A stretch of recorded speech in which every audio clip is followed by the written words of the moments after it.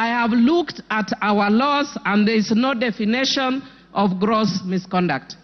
Mr. Speaker, Black's Law Dictionary defines gross misconduct as a dereliction of duty, unlawful or improper behavior. Mr. Speaker, on that account alone, virtually every ground that has been stipulated here would amount to gross misconduct. Mr. Speaker, speaking as a governance expert, perhaps it's one of the areas we may want to change in future in the Constitution. Because I was saddened when Nancy Baraza was removed from office for just touching somebody's nose. Only. Even pinching. Yeah? Touching somebody's nose. So, Mr. Speaker, what I would like to say, Mr. Speaker, is based on these grounds, it is easy to impeach. Mr. Speaker, if you just had me 1 minute, please. Mr. Speaker. Okay, you have 1.5. Thank you, Mr. Speaker. Mr. Speaker, I would just want to say that I've been by nature, I know I'm a very tough person, but by very nature, I'm also very empathetic. And I've been sympathizing a lot with the Deputy Speaker, especially, Deputy President, sorry, especially when he prays, because I'm also a prayerful person. But Mr. Speaker, I would want the Deputy Speaker to learn from this. Deputy President. Sorry, Deputy President. Sorry, I don't know why I keep going to Honorable Gladys. Mr. Speaker, in my book which I've just released, Rig or Be Rigged, Principle 9, the power of words, taming the tongue. Mr. Speaker, if the Deputy President had been quiet, he would have carried many people in this house. But he did not tame the tongue. And every time he spoke, he's just showing further and further division of the country. And I feel sad as a country that many people, even my friends, because I have many friends in central Kenya, who are calling me, are not calling me from a governance perspective. They are telling me, please save us Mount Kenya. Mr. Speaker, when will we ever reach a point as a country when we look at governance issues and not ethnic parochial issues that have divided the country for a long time, Mr. Speaker? Mr. Speaker, I do empathize with the Deputy President, and I wish the hand he extended to the President, he had done it much earlier. Mr. Speaker, I hope he learns from the experience of Coriolanus of ancient Rome, who had won many battles, and his fame preceded him. But when he got in politics, his mouth brought him down. Mr. Speaker, I support. Gladys Sholay, not information. There's nobody on the floor. Speak. You wanted to speak. Okay, but just allow me to correct one issue that has been raised twice on the issue of Nancy Baraza. Nancy Baraza was alleged to have pinched the nose of someone. It was never confirmed. The CCTV footage did not reveal it, and she was found with no guilt on that point. So as a woman leader, I want to correct that. Nancy Baraza served this country faithfully. So let us correct the Hansard. Thank you. Go on. Honorable Speaker, I can proceed. Thanks, Gladys. Go on. Yes, I am. Okay. Honorable Speaker, thank you very much. And again, before I proceed to support this motion, allow me to clarify just one issue. I have been accused by the Deputy President of bias, indicating that I cannot preside over these impeachment proceedings because I am biased. I want to confirm that when...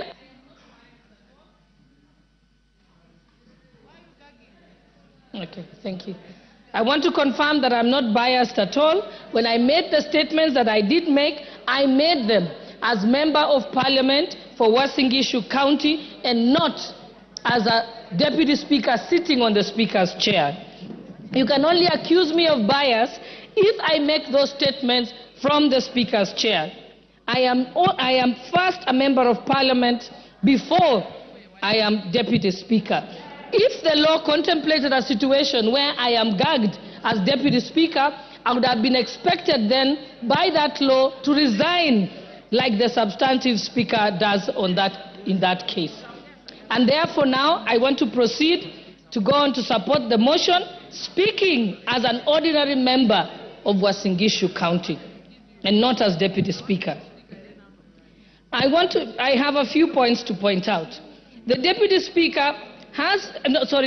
President has been engaged in various conducts that meet the threshold for impeachment.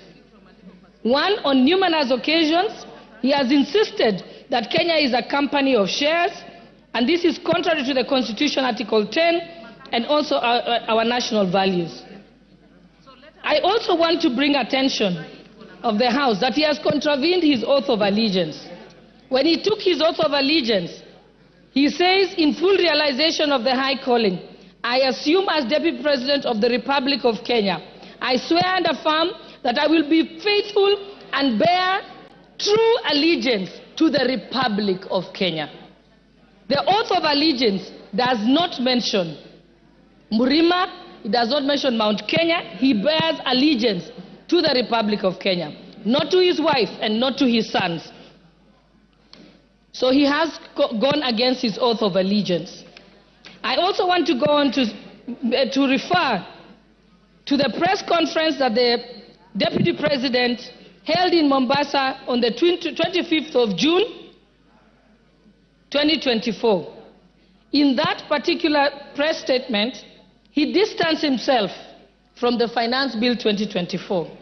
As a member of Cabinet, in his position as Deputy President, he is collectively responsible for all the decisions that are made in Cabinet, and therefore, in distancing himself, he violated Article 153 of the Constitution.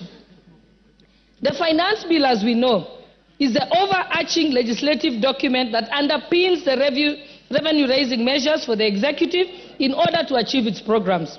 If the Deputy President did not agree with the decision of Cabinet on the Finance Bill, he ought to have held his peace and his tongue or resigned as a member of the Cabinet. There is no two ways about it.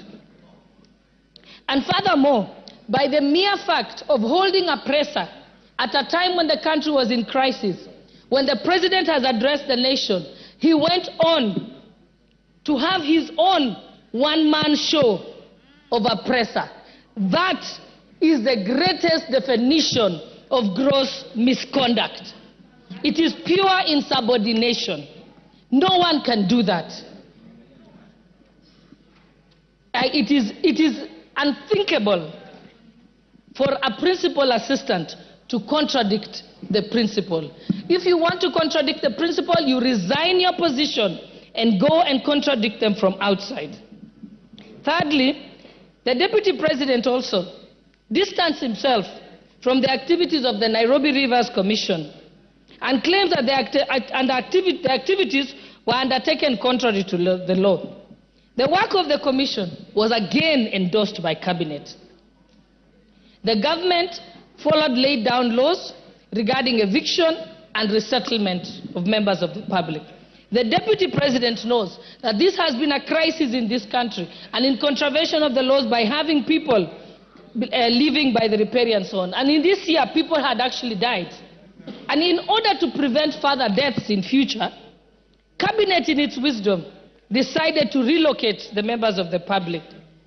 And again, he again failed to take collective responsibility with Cabinet, did not resign, but went on to countermand the decisions that had been made in Cabinet.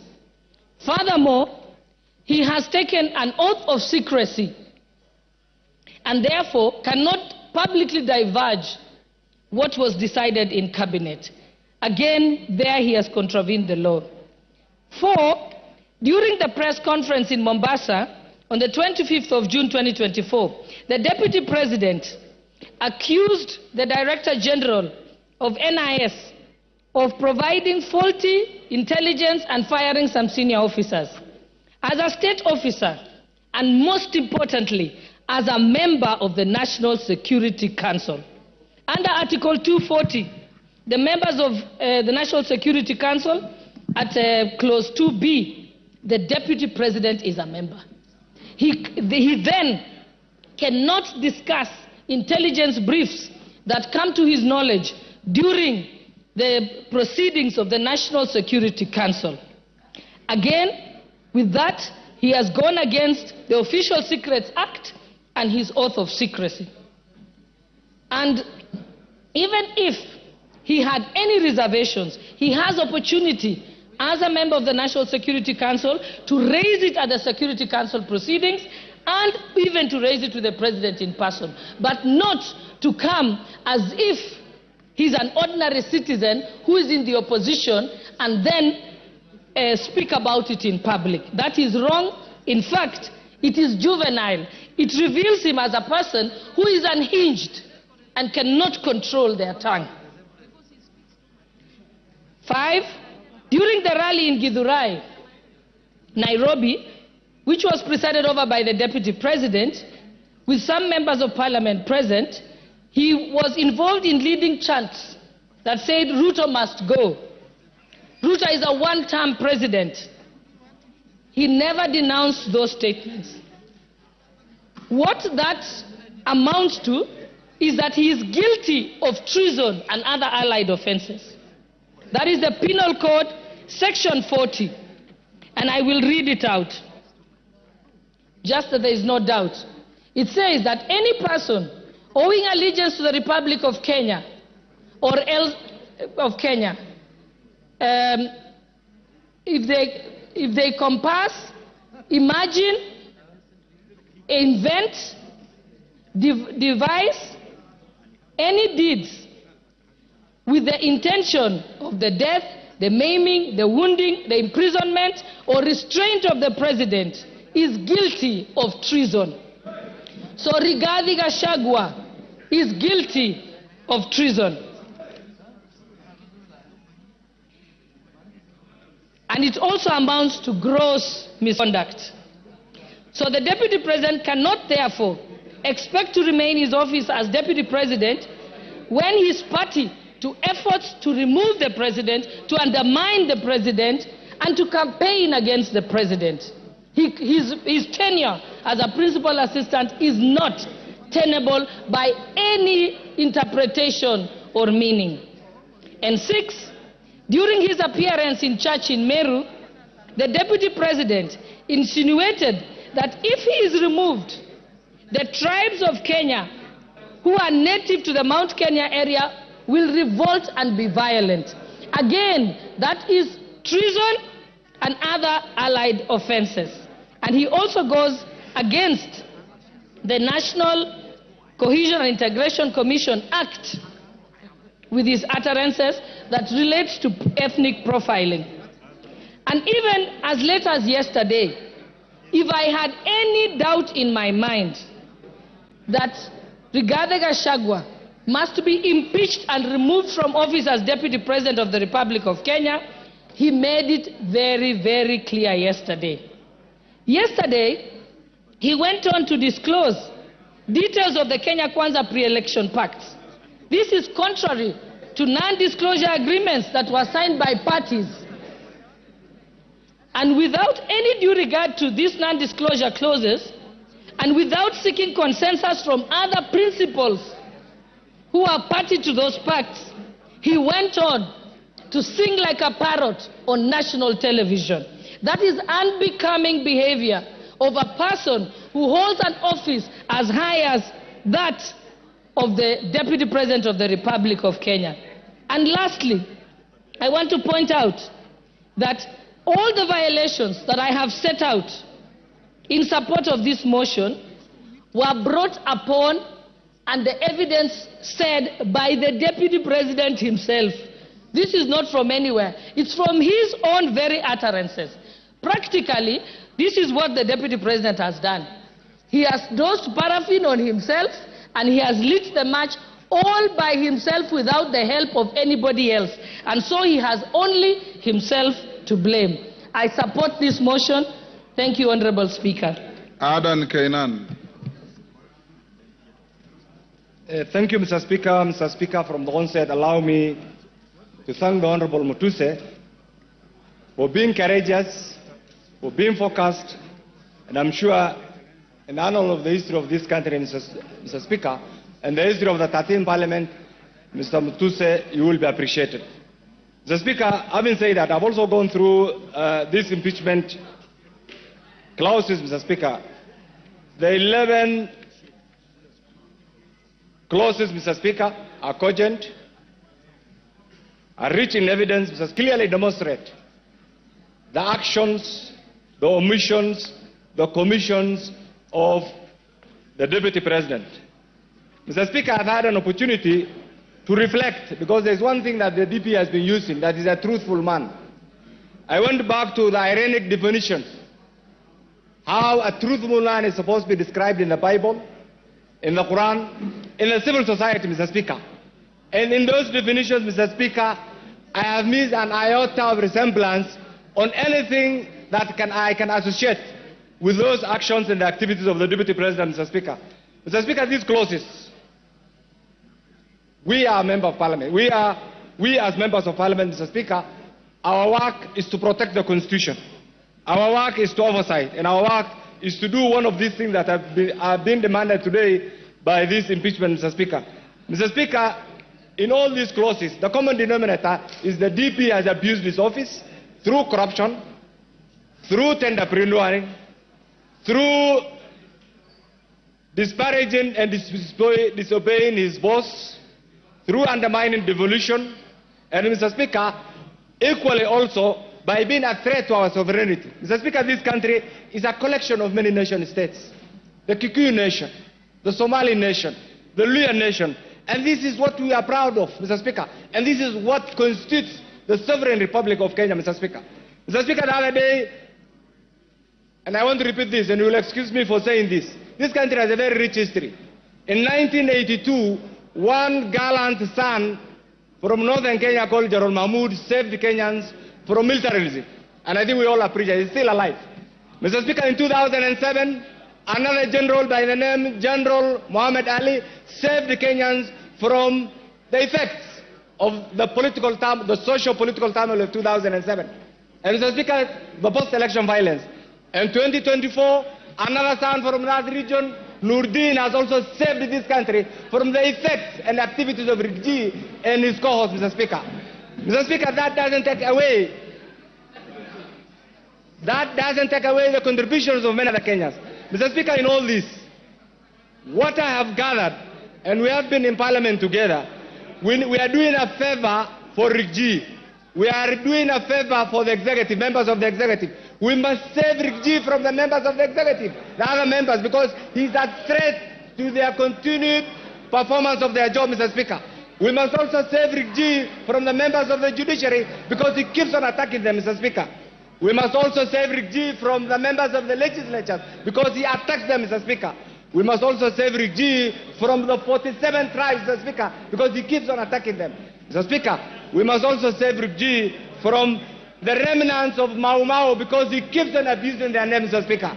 We must save Rigji, Mr. Speaker, because he abuses our ladies, Mr. Speaker. Mr. Speaker, we must also save Rigji from the people of Mount Kenya, because he abuses their names and he wants to have them collide with other Kenyans, Mr. Speaker. Mr. Speaker, isolate them, Mr. Speaker. And finally, on that aspect, we must save himself, because last night, when I watched that teleprompter-driven press conference, Mr. Speaker, one thing that came to my mind is he was incriminating himself, Mr. Speaker. Mr. Speaker, in all this, we have a president who has applied all his gingerly approach in managing the affairs of this nation, Mr. Speaker. And Mr. Speaker, what is coming to mind is we have a DP who in every statement that he utters abuses, uses the Constitution wrongly, threatens, and demeans everybody. And it's because of this, Mr. Speaker, that we as a Parliament, we must go in history and support this impeachment, Mr. Speaker. Mr. Speaker, finally, you have ruled on this, and I don't want my colleagues here actually to be threatened. What you are doing is right. Is this within your legislative right, Mr. Speaker, for those of us who have elected to support this by appending our signatures, should also be available to vote today in our numbers to impeach Rick G. And by doing that, we'll be saving Kenya. I support, Mr. Speaker. John Makali.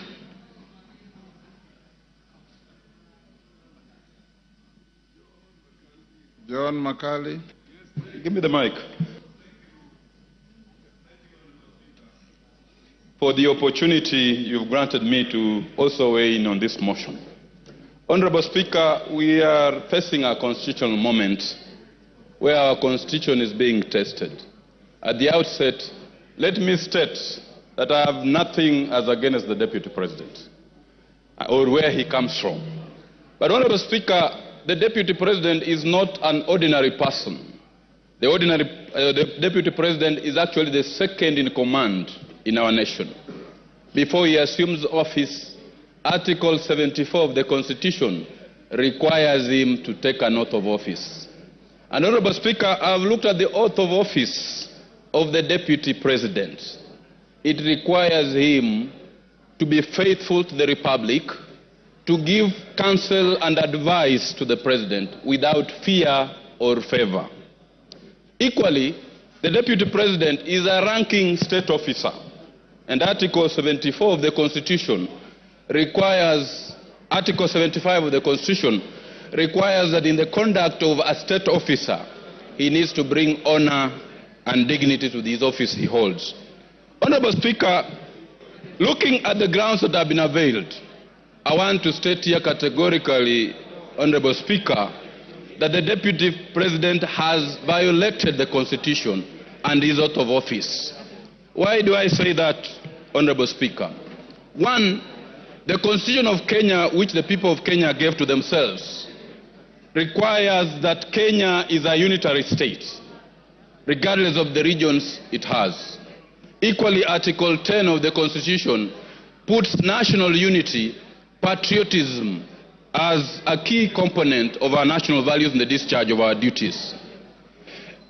Several other times, and I want to speak to this very clearly, Honorable Speaker, when the Deputy President, the truthful man he says he is, attended a church service in Bungoma, and we actually requested that we had several other problems which needed to be handled, specifically blocked road programs, employment opportunities. The Deputy President, the truthful man that he is, told us on our faces that according to the votes which we got, whatever we had gotten was enough and we had no duty to keep on asking for more projects. That is the Deputy President who is supposed to be the principal assistant to the President and who is supposed to portray national unity. Equally, Honorable Speaker, the Deputy President yesterday clearly said that the government that we have now, the Kenya Kwanza government, is a government of shareholders. Because he said the government was formed because of shareholding agreements. You are the face of national unity. He cannot really keep invoking the promises which were made, the agreements which were made prior to the government being formed. What will happen to those other countries, other areas which are not part and parcel of those particular agreements that were alleged to have been made? Equally, Honorable Speaker, the Deputy President has committed an offense, or is reasonably expected to have committed an offense. When he was asked in his visits which he makes throughout the country, he said that he visited K.G.M, he visited other parts of the country, and he has been given animals. And those animals, he has kept them at his home, and he now has a herd. Article 76 of the Constitution clearly indicates that when you receive a gift or a donation, you are supposed to donate it back to the Republic. You don't keep it up as your reward at home. So looking at this, Honorable Speaker, the Deputy President of the Republic of Kenya has committed a corruption offense for which he needs to go home. Honorable Speaker, the Deputy President of the Republic of Kenya is supposed to be above board. He is supposed to be the number 2 citizen who needs to preach national unity. He is supposed to be the president in waiting. He is supposed to be actually the president in waiting, so that if anything happens, he is supposed to take over the reins of the country. Honorable Speaker, if we look at the utterances that have been made by the Deputy President, let us look at the KEMSA case. I've looked at the affidavit of Dr. Andrew. It is very, very clear that the Deputy President was actually conflicted in the KEMSA supply case, and Article 75 of the Constitution requires all state officers to avoid situations where they are in conflict of interest. And in leading this, the Deputy President should be at the forefront of avoiding situations where he falls in a situation where there's a conflict of interest. Taking into account all these 11 grounds that have been made, I have no doubt on my mind, Honorable Speaker, that for his arrogance, that for his breach of the Constitution, that for his defiance, that for his statements, that for his conduct, he is not a truthful man as he pretends to be, and we cannot have such a person as the Deputy President of the Republic of Kenya.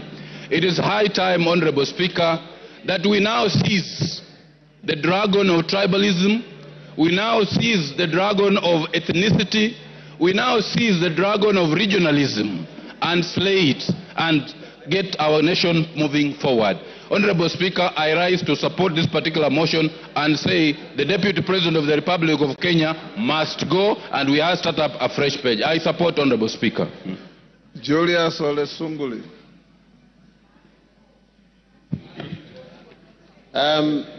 Mr. Speaker, I come from an older period, being a member of KANU, and having served in the KANU government, and I find some things rather difficult to understand. Because, Mr. Speaker, this position of Deputy President is a new one. It came in 2010. The position of Vice President had very, very good gentlemen. I still recall the way the office was occupied by the Honorable, unfortunately late, George Saitoti, Kijana wa Malwa, and indeed the fine gentleman that we have in politics now, Honorable Kalonzo Musyoka. Those people, Mr. Speaker, understood their job. If I were to stand today and accuse the Honorable Rigathi Gachagua, I would accuse him of only one thing. He does not get it. This particular job, he does not know the job description of a deputy president. For one, Mr. Speaker, the Constitution of Kenya says that there shall be a president. And then that president will be assisted by a deputy president. Now, assisted by a deputy president. That means, Mr. Speaker, that our Constitution foresees a situation where we have one driver and one makanga. And one is not trying to do the job of the other. Now, how did we get into a situation, Mr. Speaker, where we now have two bosses in the country? We have the president who is the boss, and we have the deputy president who says he's also the boss. Now, if there is something that we have to do in this house is to resolve that dispute. The country cannot run when we have... Give Wamchomba the mic. Yes, Mheshimiwa. Mr. Speaker, I rise on a point of order to just ask whether the word makanga is parliamentary. I just need a clarification. The word makanga, whether it is parliamentary language. Is the member in order to use that kind of language today? Honorable Wamchomba. Order. Yes, Millie. Yes, Millie.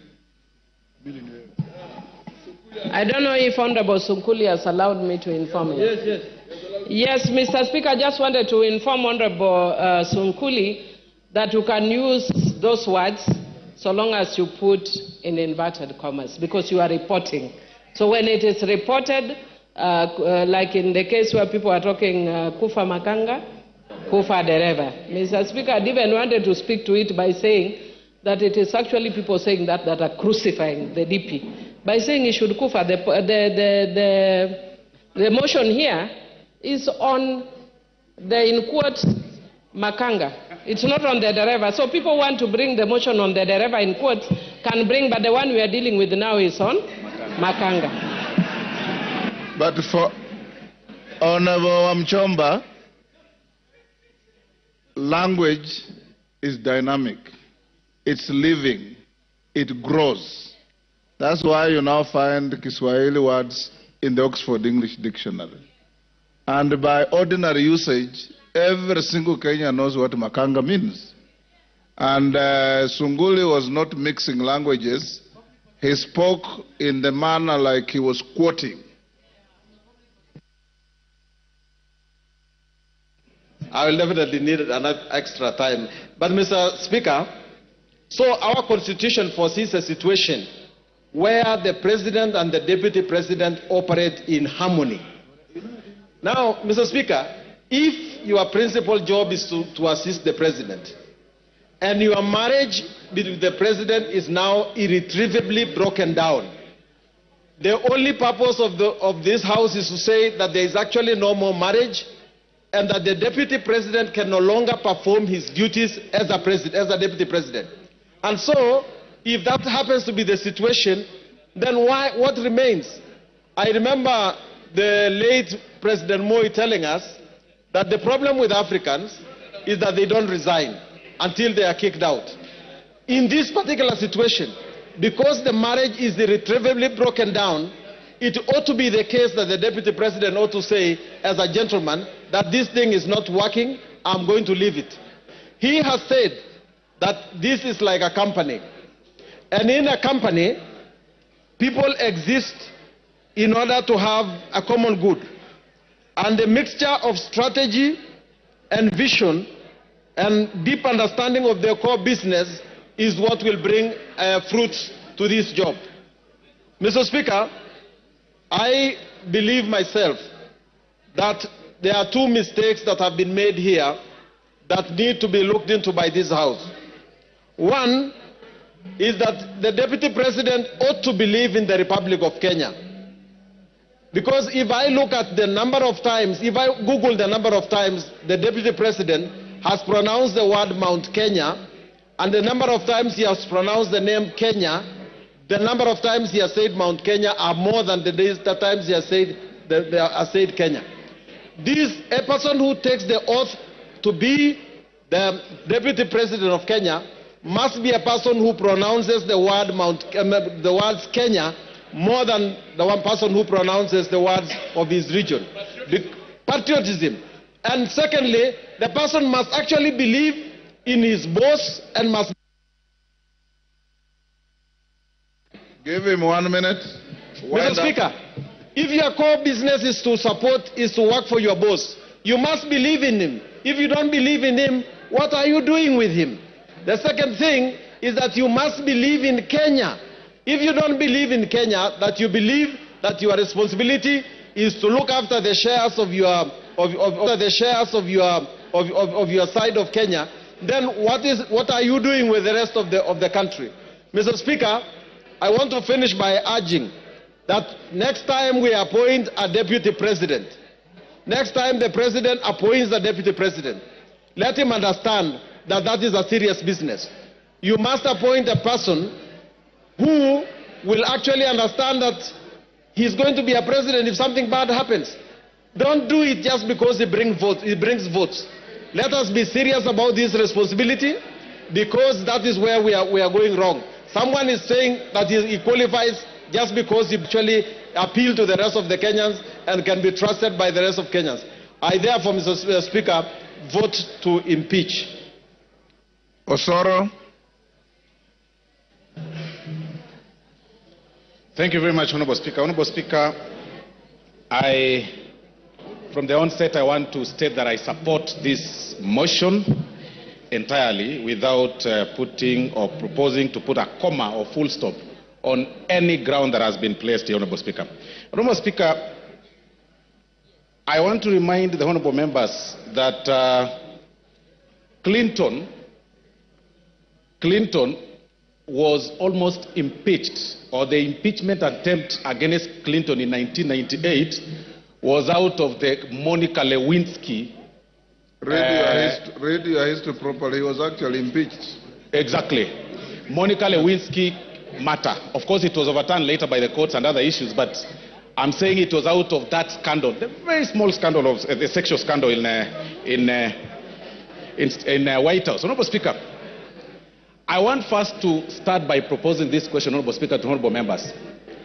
How would you feel that when you eventually transit to the next world, you are dead, that your brother or the person that you choose to entrust to take care of your wife and your children's property decides to start using those property for his own personal use? As members, how would you feel that? That is the question that honorable members should be making, should be answering themselves before they vote today, later today, Honorable Speaker. Honorable Speaker, the late Governor Deritu Gachagua passed on 24th of February 2017.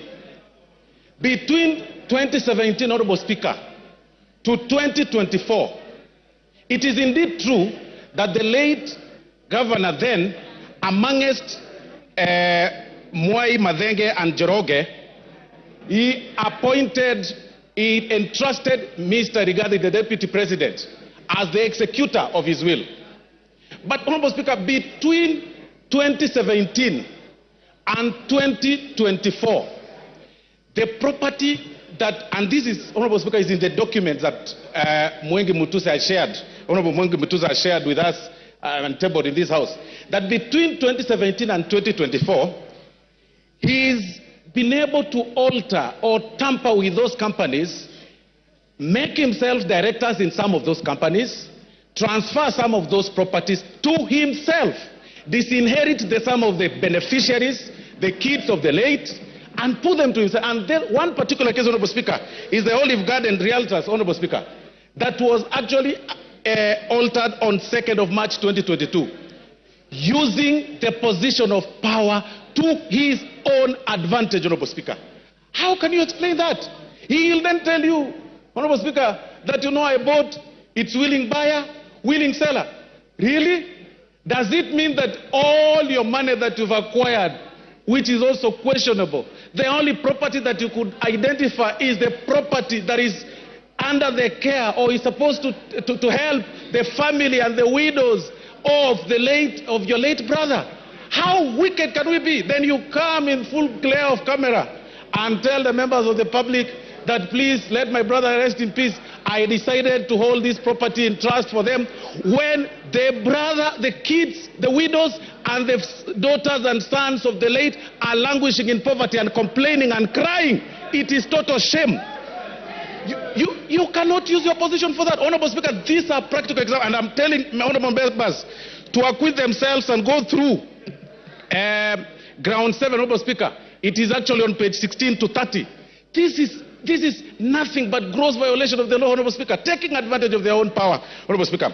Honorable Speaker, and even to prove that, you will realize that those companies, by the time the companies were some of them were being registered, the new ones, and the time the transfer of these properties were taking place, Honorable Speaker, the whole thing is actually contemporaneous. You need not to be a rocket scientist to know that clearly this is fraud and this is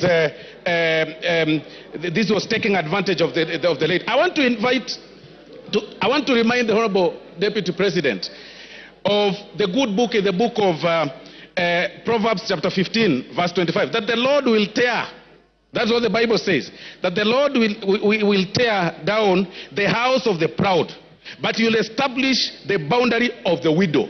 That is why we are here today.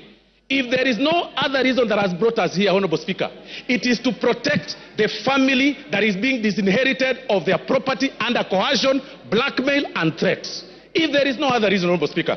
And that is why, Honorable Speaker, even it's actually biblical again, in the good book, Honorable Speaker, of the book of Exodus 22:22, that do not take advantage of the widow, do not take advantage of the fatherless. If you do, and they cry to me, I will certainly hear their cry, and my anger will be aroused, and I will kill you with a sword.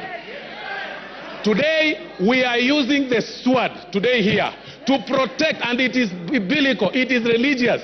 Today, we are using the sword to impeach you, just to protect the children that are suffering, that you threatened, that you blackmailed, that you told that if you dare speak or utter a word, I am the Deputy President of Kenya, elected by 7.2 million people. I will finish you. Finish who? We will finish you today. Honorable Speaker, I mean, there is nothing more for me, Honorable Speaker, on this matter. There is nothing more than cabinettism. I mean, really, like you are left under the care of the properties of your brother. Then you take them to your advantage, your immediate brother. Then on TV you tell us that, you know, in the will, my brother gave me.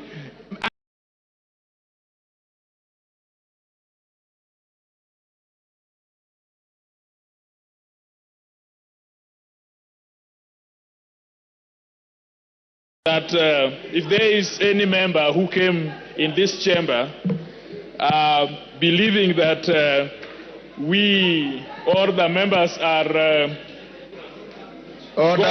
going to impeach the deputy president without reason, they can listen to us and we can give them the reasons why we stand noonday to make this presentation.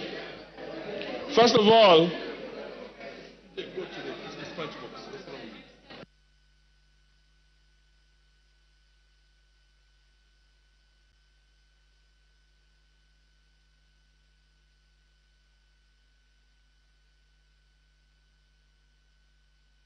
Member for Machakos County, what is the problem?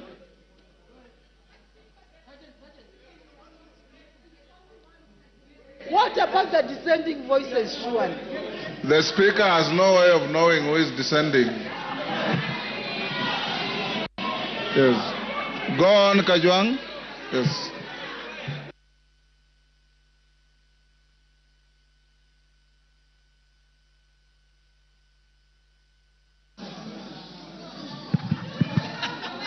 Yes, Ngusia, what is the problem? Mr. Speaker, TJ Kajwang, 1 minute. I have come to make a very small presentation as the member of Ruaraka.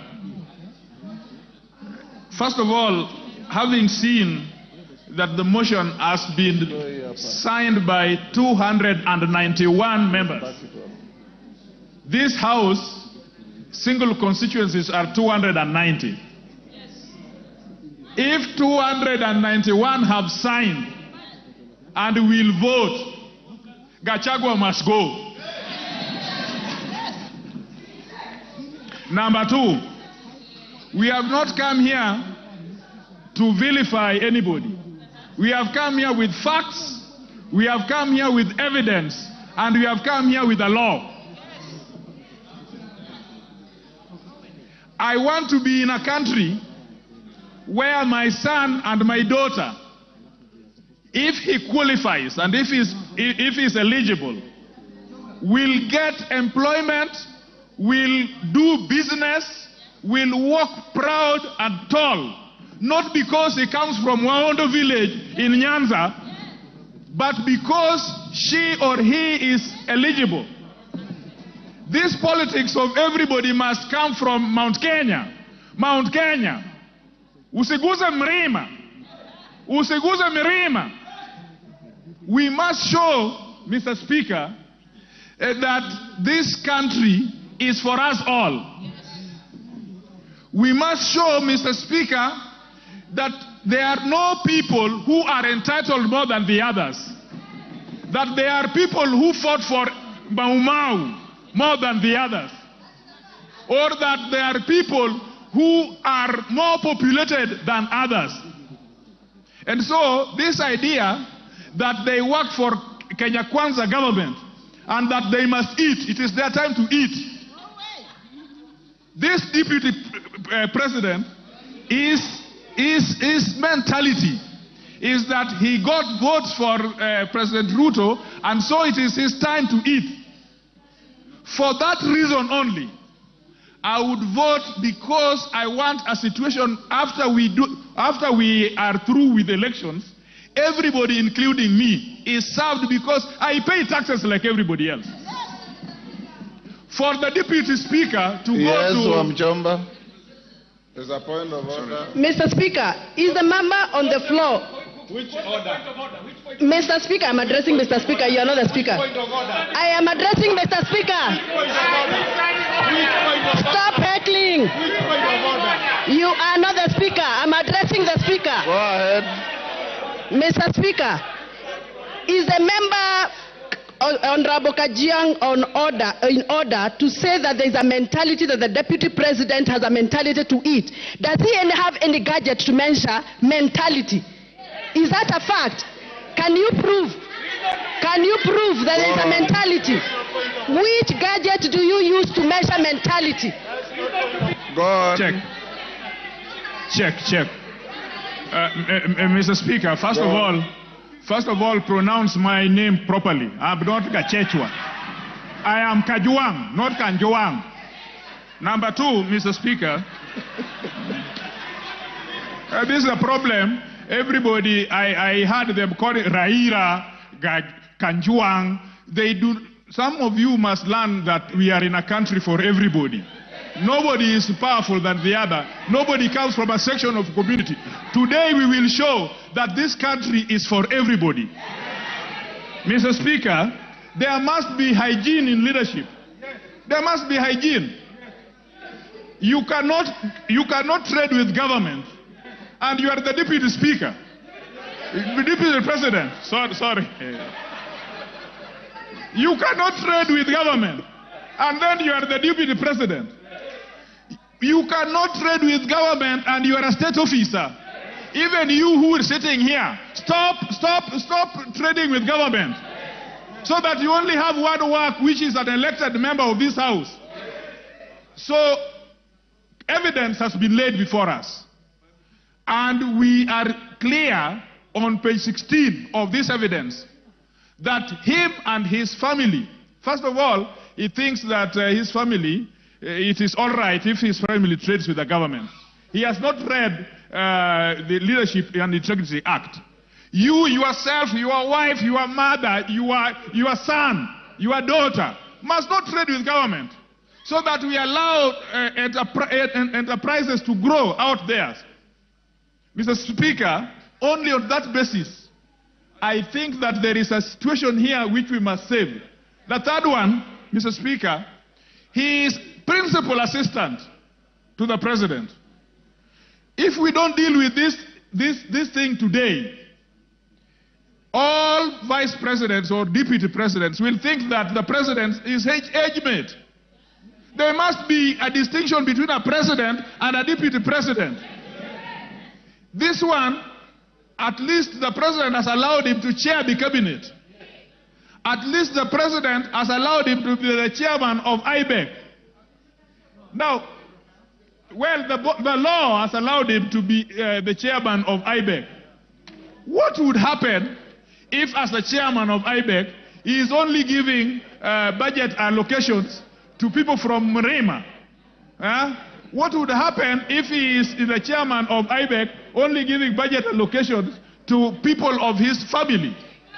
Mr. Speaker, the last thing I want to say, this presidency as it is so dysfunctional that even if we left it today, there would be a problem in presidency in such a manner that would undermine national integrity and national security. I don't need the information. I just have 1 minute to go. Thank you. Finish up. Yes, Finish up. Yes, Mr. Chairman. Mr. Speaker, we are not going to impeach him because of what that speaker had talked about, that we are lynching or that it's a mob. We have carefully considered, and the law is that we are not talking about civil liability or culpability. We are talking about accountability. We are talking about political governance and political responsibility. And so all those things that he has said out there, he must take responsibility for. And we are politicians. We are not a court of law. He will be tried in Senate. Ours is just to initiate this process.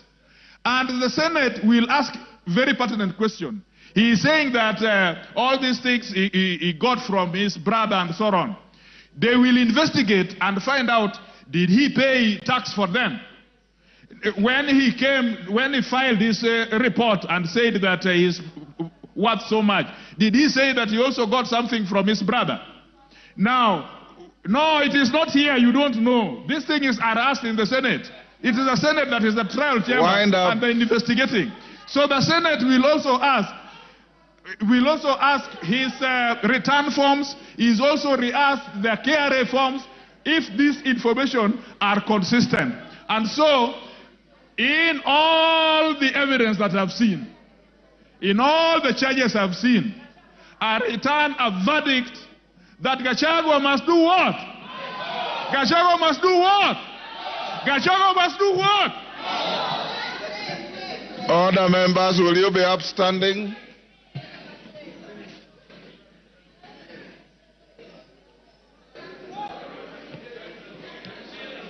Order, honorable members. It is now 1:09 and the House stands adjourned until 2:30 this afternoon.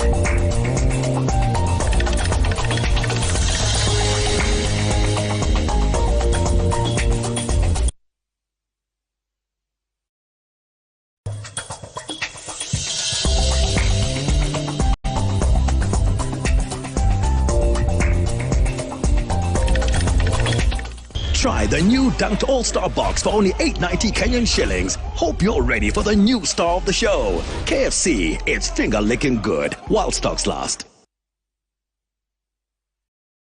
Kidani Mabati is a leading manufacturer of premium roofing sheets in Kenya. We are renowned for our commitment to quality and affordability. Kidani specializes in producing durable roofing sheets that cater to diverse construction projects. See value without compromising on the quality of materials we use. Contact us on 0709 118 300 for exclusive offers on our assorted roofing sheets. Pay a 50% deposit and the balance on delivery. We offer free delivery countrywide. Boresha mjengo wako na Kidani Mabati.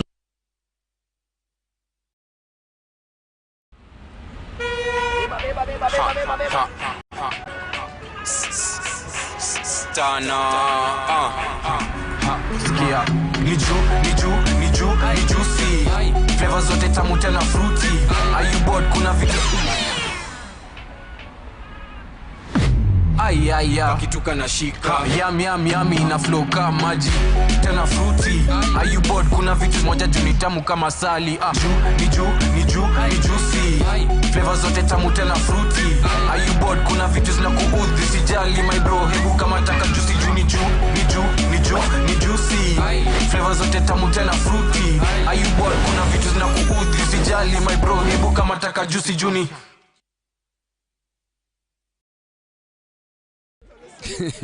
But I know that meat looks tender, but maybe not so much when your chest is burning. Remember what happened the last time? Hey, dude, you don't listen, man. Are you testing yourself? I tried looking out for you, bro. Hey, you see now? How's the heartburn? Look now, it's burning. Do not hold back in any situation. Eno gets to work on the 6 symptoms of heartburn fast. What? You do know you said all of that out loud, right? If symptoms persist, seek medical advice.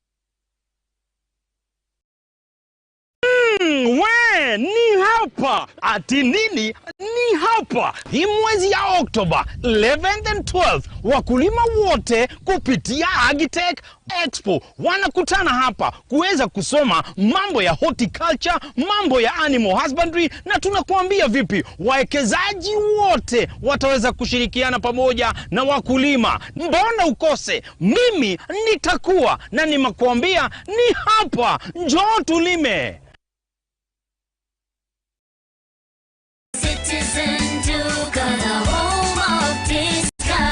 Tunajua familia yako hufurahia mboga na matunda, na ndio maana Citizen Duka the home of discounts inakuletea Mama Soko package kutoka Quickmart. 1 bunch of spinach 35 down to 18. 1 bunch of sukuma wiki 29 down to 18. 1 kg of tomatoes 69 down to 49. 1 kg of onions 89 down to 69. 1 kg of white potatoes 119 down to 99. 5 pieces of imported oranges 299 down to 189. Packing bag 40 shillings. Ukinunua hii package ukitumia Citizen Duka utalipa only 482, meaning utakuwa umesave 208 shillings. Piga *487 *5# na ulipe saizi ka stock bado iko. Ukishalipa you can go to Citizen Duka counter ya any Quickmart supermarket yenye iko karibu na wewe and you get to collect your products. Unangoja nini? Ulipe saizi ka bado stock iko ndo enjoy discount yako. Citizen Duka, the home of discount.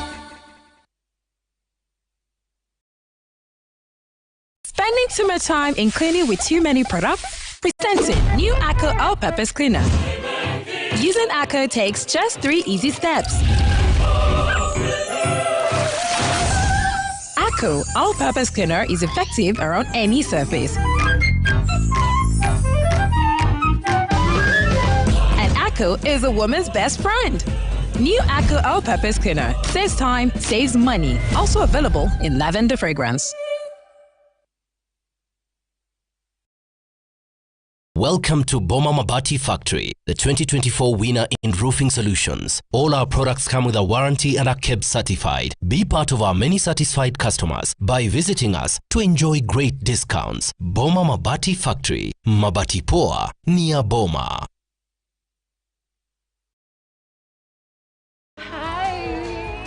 Ngozi yako ina glow. Nilijipaka mafuta leo asubuhi nikikam, lakini skin yangu ishaparara and it looks so dull. Sis, see, it's the new Nice and Lovely Lemon Extract Body Lotion. Hii ndo secret yangu to a moisturized and bright skin. Usimix. New Nice and Lovely Lemon Lotion, enriched with vitamin C and sunflower seed oil for 48-hour nourishing glow and brighter skin. Try Nice and Lovely Lemon Lotion today.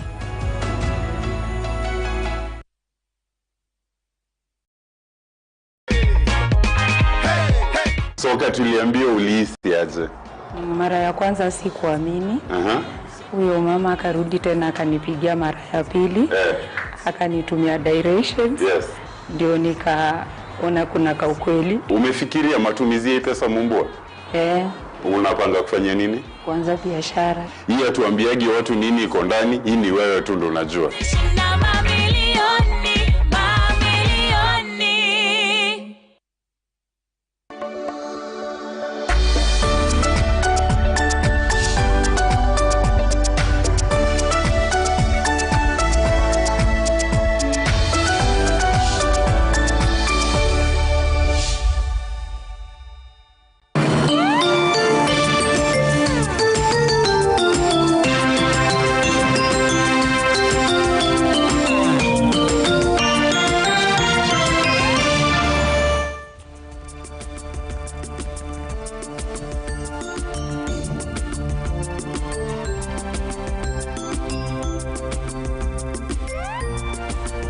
Na mtazamaji, ni saa 7 na dakika 18 hivi. Bila shaka siku muhimu, matukio yanayojiri katika maeneo ya bunge, kukiwa na mihemko ya aina yake, wabunge wakiendelea kuzungumzia mjadala na hoja ya kumuondoa mamlakani naibu rais Rigathi Gachagua. Tumekuandalia taarifa zifuatazo mpaka kufikia mwendo wa saa 8, kabla ya kusubiri saa 8:30 kurejea kwa vikao vya bunge, ikiwa pia naibu rais Rigathi Gachagua ni mwenye kutarajiwa kufika na kutoa ushahidi wake rasmi mwendo wa saa 11 kwa muda wa saa 2.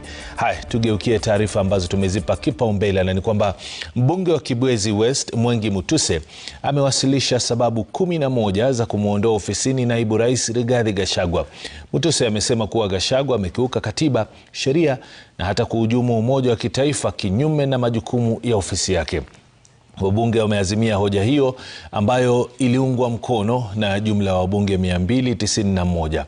Wanahabari wetu Stephen Leto, Emmanuel To na Gatete Njoroge wako kwenye makao ya bunge kufuatilia matukio hayo, na sasa wanaungana nasi moja kwa moja kutuarifu mengi. Nafikiri nianze na Stephen Leto. Bila shaka Emmanuel To, ni radhi, bila shaka mmekuwa kwa wingi mkifuatilia tu matukio kuanzia asubuhi, mwendo wa saa 3 asubuhi. Kumekuwa na mihemko kutoka kwa baadhi ya wabunge. Tuambie pengine yale yaliyojiri, kuweza kukumbusha watazamaji ambao hawakuwa wanafuatilia kwa makini yale ambayo yameweza kuzuka kuanzia mwendo wa saa 3 asubuhi mpaka kufikia sasa.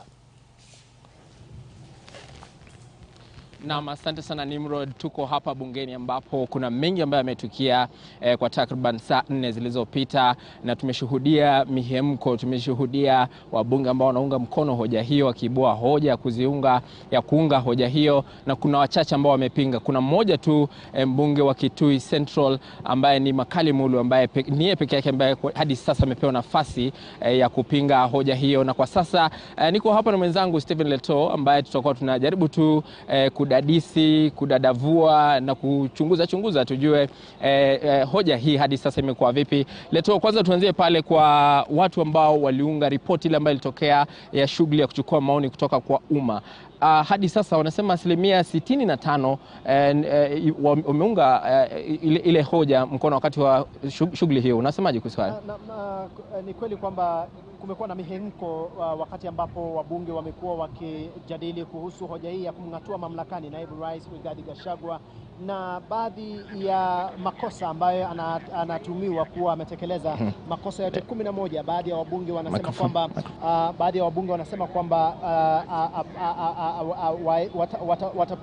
watapiga kura kuidhinisha kwamba ang'atuliwe ofisini, na jinsi tu ulivyosema ni kwamba mbunge mmoja tu alikufikia sasa ambaye ni mbunge wa Kitui kati Makali Mulu, ambaye ameweza kumtetea naibu rais Rigathi Gachagua. Lakini kumekuwa, kabla ya ngoma ianze, tuliona kwamba kiranja walio wachache bungeni na mbunge wa Suba Kaskazini Millie Odhiambo aliweza kuwasilisha ripoti iliyotokana na public participation ama kujumuishwa kwa umma kwa siku za Ijumaa na Jumamosi, ambapo 65% waliidhinisha kwamba naibu rais Rigathi Gachagua, kutokana na makosa walioonyesha, ni kwamba aondoke mamlakani, huku 33% wakipinga naibu rais Rigathi Gachagua kuondolewa. Lakini kumekuwa na utata mwingi. Kumekuwa na ripoti ya kwanza ya zoezi hilo, na pia ripoti ya pili. Ya kwanza ikionyesha kwamba kulikuwa na mushkili kidogo kuhusiana na asilimia ya wale ambao waliweza jitokeza katika swala zima la public participation ama kujumuishwa kwa umma. Naam. Bila shaka ni swala ambalo tutatarajia kwamba litakuwa linaibua tumbo joto, haswa wakati wa kikao cha saa 8. Kumbuka kwamba tunarejea mwendo wa saa 8:30, wakati ambapo wabunge zaidi watakuwa wanatoa maoni yao, kwa sababu hadi sasa ni wabunge 10 ama 11 tu ambao tayari wametoa maoni kati ya wabunge 345, lakini si wote watakaozungumza. Lakini pia jioni tunamtarajia naibu rais Rigathi Gachagua kufika hapa na kutoa hoja zake. Kwa hivyo Leto, jioni tunatarajia nini, tukifunga tu kwa sababu ya muda? Tumeona kwamba baadhi ya wabunge ambao tayari wametoa hisia zao wanamtaja naibu rais na kumwambia kwamba usimtusi mkunga, uzazi ungalipo. Ni kutokana na ile swala la hapo jana ambapo naibu rais Rigathi Gachagua aliwakashifu wabunge wale ambao walitia sahihi hoja hii, wote wakiwa 291. Na hii leo katika vikao vya bunge, tukianza na spika wa bunge la kitaifa Moses Wetangula akisema kwamba haikuwa sawa naibu rais hapo jana kuwa na kikao na wanahabari na kukashifu wabunge na kujaribu tu kutoa hisia zake kuhusu na yale ambayo atafanyika leo. Lakini jinsi ulivyosema ni kwamba muda unazidi kuyoyoma, na spika wa bunge la kitaifa alisema kwamba wabunge wote watatumia masaa saba kutoa hisia zao, lakini kufikia sasa wabunge 11 pekee wamezungumza kwa takriban masaa matatu hivi. Saa 3 hivi unusu hivi. Kuashiria kwamba huenda wabunge wote 344 hawawezi pata nafasi ya kuzungumza, au tunaweza pata kwamba ifikapo saa 8 unusu vikao vitakavyorejelewa tutapata hoja la kupunguza muda, manake kila mbunge anapata nafasi ya dakika 5, na kufikia sasa tunaona kwamba huenda dakika 5 zikawa nyingi na kuweka pazia wengine wasiweze kuzungumza, hivyo kuashiria kwamba huenda kukawa na hoja ya kupunguza kutoka dakika 5 hadi dakika 3. Lakini la mno zaidi ni kwamba naibu rais Rigathi Gachagua anatarajiwa kuanzia saa 11 jioni afike mbele ya bunge kujitetea kabla ya wabunge kupiga kura, na tayari nimeona baadhi ya wafanyikazi kutoka afisi ya naibu rais wakiwa wamefika bungeni, wakiwa wale wanaoitwa advanced team. Ishara tosha kwamba huenda naibu rais anatarajiwa kufika hapa. Wenzetu wako upande ule wa pili, Gatete Njoroge pamoja na Melita Oletenges kwenye barabara ile wakijaribu tu kuangalia, manake afisi ya naibu rais iko pale. Hatujui kama naibu rais atatokea kwenye ofisi yake ama kwenye makao yake.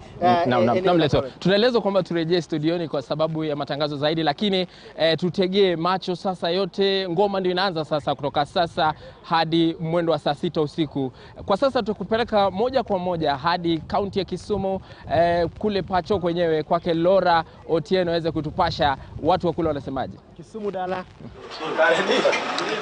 Naam, shukran sana. Kutoka makao ya bunge tuko hapa katika mtaa wa Manyata, kaunti ya Kisumu, ambapo wakazi pia wamekuwa wakifuatilia kwa undani kabisa masuala ambayo yanaendelea bungeni kuhusiana na hoja mzima ya kumbandua ofisini naibu rais Rigathi Gachagua. Hapa tulipo ni bunge la wananchi katika mtaa huu, ambapo kwa kawaida vijana hukusanyika ili kujadili masuala yanayofungamana na uongozi humu nchini, lakini leo wamefika hapa ili kutazama hoja yenyewe inahusisha kumbandua ofisini Rigathi Gachagua. Pengine nizungumze nao moja kwa moja. Anza kwa jina, njoo hapa na unaambie umekuwa ukifuatilia vikao hivi vya bunge tangu asubuhi. Unatarajia nini ama umeona kama vinaendelea vipi? Angalia pale, anza na jina. Kwa majina mimi najulikana kama Bosman. Mimi ni mkaji wa hapa Kisumu, maeneo ya Manyata. Na hapa pia niko kwenye bunge la wananchi upande wa CJ huko. Sasa mimi kuanzia asubuhi nimekuwa nikitazama mambo ya parliament kuhusu mambo ya Gachagua na William Ruto. Lakini mimi ningependelea jinsi nimeona tangu Ruto na Gachagua wachukue uongozi ya hii nchi, Gachagua amekuwa mtu ya kutoa matamshi ile mbaya. Kitu ya kwanza kenye Gachagua niliudhi nayo ile mambo yenye Gachagua alisema ati hii Kenya ni shareholders. Sasa mimi nikajiuliza, kwani hao matrafs wenye umebaki kama wangekuwa kwa serikali pale hao wangekuwa wanapata nini? Sasa hapo ndio makosa nilipata kama Gachagua sio mtu ambao anaweza unganisha wananchi ya Wakenya pamoja. Kwa hivyo mimi maoni yangu nikisema mimi nataka Gachagua aende nyumbani, na jana alisema yeye si mwanasiasa, yeye ni mtu ya biashara. Sasa yeye aende kuna mambo ya biashara yenye alikuwa anafanya huko mwanzo, kwa sababu alisema vizuri yeye ni mtu ya biashara. Shukran sana. Naona baadhi ya watu ambao wanazungumza. Pengine pia nipate mtazamaji sijini Mkenya tu mwingine ambaye pia alikuwa anashughulika utaniwia radhi kidogo, manake tunapita hapa ndani. Anza kwa jina na unaambie mwenyewe ulikuwa ukiangalia vile bunge ilikuwa ikiendelea. Unaona mchakato mzima unaendelea vipi? Okay, kwa majina naitwa Ongoro. Mimi ni mkazi wa hapa Kisumu Manyata. Sasa niko hapa CJ bunge la wananchi.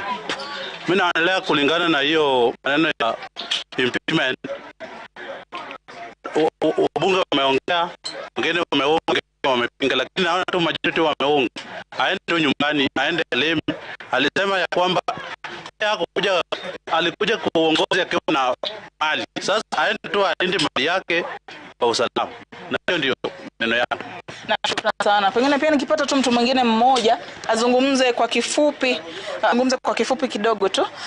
Anza na jina, alafu unaambie, manake nimekuwa ulikuwa ukifuatilia vikao hivi. Unaona vipi kuhusiana na mchakato mzima, pengine unafaa ama unaendeshwa vipi? Kulingana na mjadala unaendelea bungeni, sijafurahia hiyo vile wabunge wanatoa ushuhuda yao kwa hiyo. Gachagua na kazi, mimi sipingi kama makosa. Matumishi hao, wizi, wabunge wote wanafanya wizi. Hakuna mbunge msafi huko bungeni. Wote ni waizi. Sasa Gachagua aendelee na kazi. Waachane pole pole. Namshukuru sana, kama ulivyosikia, basi ndio katika eneo hili la bunge la wananchi ni tukita na alitapokuwa wakati ambapo bunge litapiga kura ili kuona kama hoja hii wataikubali ama itatupiliwa mbali. Basi pia tuende katika maeneo ya Nyeri ambapo Kamau yupo. Pengine Kamau, hali iko vipi katika kaunti ya Nyeri? Asante Laura, na hapa katika kaunti ya Nyeri tunaendelea kuzingatia ama kufuatia ule mjadala ambao uko kwenye bunge la kitaifa wa hoja ya kumbandua naibu rais Rigathi Gachagua, na kwa sasa tuko katika eneo la Kiamariga. Hapa ni kilomita 2.5 hivi kutoka nyumbani kwake naibu rais Rigathi Gachagua, na wakazi hapa wamekuwa kiufuata ule mjadala ndani ya bunge, na nitakuwa najumuika na wawili watatu hivi. Nianze na mzee huyu hapa. Kwa majina unaitwa nani? Umekuwa kifuata mjadala ama hoja ile bungeni, kwa maoni yako pengine unaona kama zile accusations ziko na msingi wowote? Kwa majina yangu ni Jackson Moi Muragori. Mimi mkaaji wa hii town ya Kiamariga, karibu na kwa mheshimiwa na kwa Deputy President Honorable Rigathi Gachagua. Na tunasikia baya sana na tunafuata hii motion, lakini hii motion haina msingi, kwa maana Gachagua mpaka alitrain na akae kwa hiyo kiti, wapende wasipende. Na sisi watu wa Kiamariga tumeamua kama ni baya iwe baya. Na hatuogopi. Naam. Na pengine kuanzia asubuhi umekuwa ukizingatia yale ambayo mbunge wa kule Kibwezi Magharibi Mwingi Mutuse amekuwa akisema kule bungeni. Pengine hizi accusations unasikia ni kama zitatosha kumpeleka naibu rais nyumbani? Hii haitoshi kamwe. Ile kitu nasikia hiyo yote ni kuwekelewa. Ukisikia ile mambo anataja kama Munyoro, mavitu kama hizo, hiyo yote ni kuwekelewa. Na kama mtu alijitahidi kutafuta mali yake hata samani, anaigiriwa kwa nini?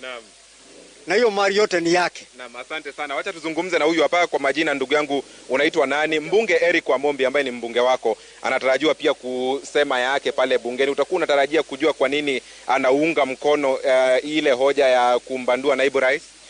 Kwa majina naitwa Joseph Kero kutoka Kiamariga. Hapa ni nyumbani kwa naibu wa rais His Excellency the Deputy President Rigathi Gachagua. Kwa hivyo mimi ningeshawishi mbunge wetu Eric Wamombi ajite kama mkutano mapema kabla ya kwenda kuvote. Ajite kama mkutano mapema, ajue kwamba mtu wa nyumbani apigangwi. Mtoto anapigwa akirudishwa nyumbani, si tunampiga ukimtoa. Na je, mswada huu ama mjadala huu ama hii hoja hii mtaifuata mpaka mwisho, mjue kama bunge la kitaifa litaweza kumbandua naibu rais? Ndio tunafuatilia kwa kina sana. Kwa hivyo tunatarajia huu mwisho na utapita. Kwa hivyo tunatarajia wale ambao waliweza kuunga mkono watakuwa washabadilisha mwenendo wao. Naam. Asante sana. Kwa sababu ya muda tutakuwa tunarejesha upande huo wa Nairobi nje ya bunge la kitaifa kwake Melita Oletenges, naye atueleze yale ambayo yanaendelea kule bungeni. Melita. Naam, shukran sana mwenzangu Kamau, na kwa hisia hizo mseto kutoka kaunti ya Nyeri hapa katika jiji la Nairobi nje ya bunge la kitaifa. Basi nitakuwa nakupa tu taswira ilivyokuwa wakati ambapo wabunge walikuwa humo ndani wakijadili na kupambanua pumba na ngano kuhusu mchakato huu mswada wa kumngatua naibu rais Rigathi Gachagua. Kama unavyoona nyuma yangu ni kwamba usalama umeimarishwa hapa. Kumekuwa na vitengo tofauti vya usalama ambavyo vimekita kambi katika maeneo tofauti nje ya bunge, na wamekuwa hapa kuanzia mwendo wa asubuhi, tangia mwendo wa saa 1 hivi asubuhi wamekuwa kikita kambi hapa. Kumbuka kwamba baada ya mswada huu kuwasilishwa, kulikuwa na lile ombi kwamba wabunge wapewe usalama wa kutosha ili waendelee na shughuli zao za kawaida. Kwa hivyo hii leo tumepata kuona vitengo tofauti vya usalama vimefika hapa na kukita kambi kabisa, ange kabisa, kutoa na usalama na kushika doria katika maeneo tofauti ya jiji la Nairobi na vile vile nje ya bunge la kitaifa. Mwenzangu Gatete Njoroge alikuwa tayari amekwisha kuzunguka maeneo tofauti sana katika jiji hii. Gatete, pengine katika pita zako uliweza kushuhudia hali ikiwa vipi? Naam, labda tu nikueleze Melita, kando na usalama kuimarishwa karibu na maeneo ya bunge, tumeona ya kwamba barabara kando na barabara hii, barabara ile ya City Hallway pamoja na Parliament Road pia imeweza kufungwa. Hata sisi wanahabari hatuwezi kutumia barabara hiyo. Wakati tulipita ule mwendo, tulipita barabara hiyo, tuliweza kuelezwa kupita barabara hii ya chini. Lakini pia nimeweza kuzunguka tukiwa pamoja na mpiga picha wetu Steve Shitera ambaye tumeweza kuzunguka naye. Tumeelekea maeneo pale karibu na maeneo ya kuegesha gari ya Railways. Kuna maafisa zaidi ambao wako pale. Tumeweza kuzunguka maeneo ya Odeon na pia tukazunguka pale karibu na barabara ya Parliament Road ambapo tulimpata hata kamanda wa polisi jiji kuu la Nairobi, Bwana Bungei alikuwa pale pamoja na maafisa wengine ambao wamefika wakisema kwamba leo ni kuhakikisha kwamba hali ya usalama inaweza kudumishwa. Tunaelewa kando tu na wabunge kujadili, tunaelewa kwamba naibu rais Rigathi Gachagua yeye mwenyewe ataweza kufika hapa mwendo wa saa 11 ili kuweza kujitetea mbele ya wabunge. Na kwa hivyo tumeweza kuona kando na usalama kuimarishwa karibu tu na bunge, tumeweza kuzunguka katikati mwa jiji na tumeona hii leo maafisa ni wengi zaidi ili tu kuhakikisha kwamba hakutakuwa na hali ya mshike au ile hali ya mshikil wakati ambapo wabunge watakuwa wakijadili hoja hii ya kumuondoa naibu rais. Kando na hali ya usalama ilivyoimarishwa, pengine katika pita zako vile vile ulipata kuwaona Wakenya wakifuatilia mjadala huu ambao unaendelea au sasa umesitishwa kwa muda lakini utaendelea baadaye katika bunge la kitaifa? Na Melita, tuliweza kuzunguka lakini wengi ambao tuliwaona wanaendelea na biashara zao za kawaida. Tumeona magari ya kubeba abiria yanaendelea na kawaida, wafanyabiashara wachuuzi wanaendelea na kazi. Pia tumeweza kutazama tu ndani ya mikahawa, lakini idadi ya watu ambao wako mle ndani ni wachache mno ukilinganisha na maeneo mengi nchini. Tunakumbuka kwamba katika kama zile county zetu tumeweza kuona wenzetu kutoka maeneo county tofauti ambao wanaendelea kutazama wakiwa katika mikahawa, lakini katika jiji la Nairobi wacha tuseme hali ni kama ya kawaida. Wakaazi wanaendelea na biashara zao kama kawaida, wafanyabiashara wanafanya biashara zao za kama kawaida, lakini hatujaweza kuona ile umati ambao tungesema tumepita maeneo haya tukaona ya kwamba kuna umati ambao unafuatilia vile wabunge wanajadili mswada huu.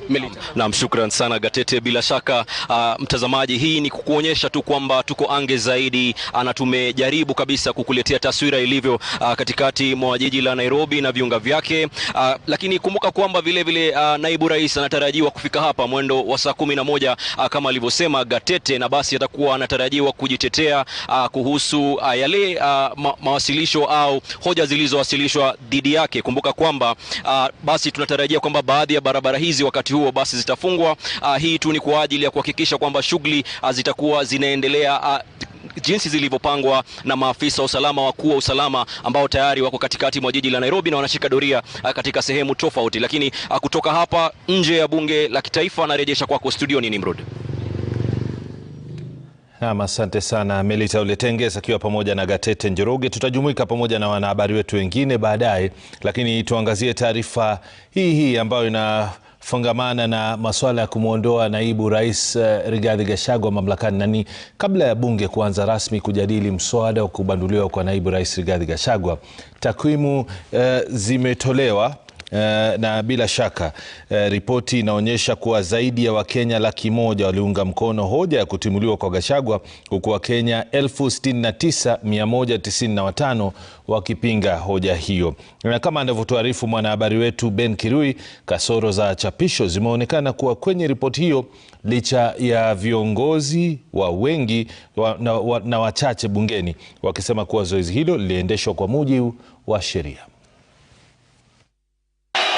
Katika kile kinachoonekana kuharakishwa kwa zoezi la kukusanya na kuweka pamoja takwimu za maoni ya Wakenya kuhusu hoja ya kutimuliwa kwa naibu rais Geoffrey Rigathi Gachagua, kasoro zimebainika kwenye chapisho la bunge muda mfupi kabla ya kujadiliwa kwa hoja hiyo. Takwimu za eneo bunge la Keyo South zikionyesha kuwa asilimia 162.79 ya Wakenya waliunga mkono hoja hiyo, kasoro ya idadi ikionekana wazi, kwani Wakenya waliojitokeza kulingana na chapisho hilo ni 43, ila waliounga mkono hoja hiyo ni 70 na 3 kuupinga. Aidha, maeneo bunge mengi yameonyesha msimamo wa asilimia 100 kutimuliwa kwa Gachagua, maeneo bunge hayo yakiwa pamoja Nyaga ya Kati, Magarini, Mandera Kusini na Mogotio. It is vitally important to remind Kenyans that through the public participation that we did on Friday and Saturday, it was overwhelming that Kenyans were in approval of the motion, and therefore we must respect their position. I wish to indicate I wish to report that based on all that, over 200,000 responses were received, of which 65.1% supported the motion, while 33.81% opposed the motion, and 1.09% offered neutral or other alternative views. Eneo bunge la Gatundu Kaskazini wanaunga mkono kwa asilimia 96, Kasipul kwa asilimia 97.94, eneo bunge la kinara wa wengi bungeni Kimani Ichung'wah la Kikuyu likiunga mkono kwa asilimia 92, Kisumu ya Kati kwa asilimia 98 na Likoni kwa asilimia 99.27. Kwa jumla, idadi ya Wakenya wanaounga mkono kutimuliwa kwa naibu rais ikiwa ni 111,299 kati ya 186,816 waliojitokeza. We must also remind Kenyans that an agency by the name TIFA has come up with an opinion polling which again has indicated that Kenyans are in favor of the motion. Aidha, baadhi ya maeneo bunge waliweka bayana msimamo wao wa kusimama na Gachagua. Eneo bunge analotoka Gachagua la Mathira likiongoza orodha kwa kutofautiana na hoja hiyo, Wakenya 5,463 ambayo ni sawia na asilimia 97.59 wakipinga. Eneo bunge la Mukurweini likipinga kwa asilimia 97.5, Githunguri kwa asilimia 95.62, nje ya Mrima Embakasi ya Kati inapinga kwa asilimia 72 na Embakasi Kaskazini kwa asilimia 96. Jumla ya Wakenya 69,195 wameonyesha kusimama na Gachagua. Ben Kiroi, runinga ya Citizen, Nairobi. Naibu Rais Rigathi Gachagua anatarajiwa kufika mbele ya bunge la kitaifa kujitetea dhidi ya mashtaka yaliyowasilishwa dhidi yake katika hoja ya kumwondoa mamlakani. Hata hivyo, naibu rais tayari alianza kujitetea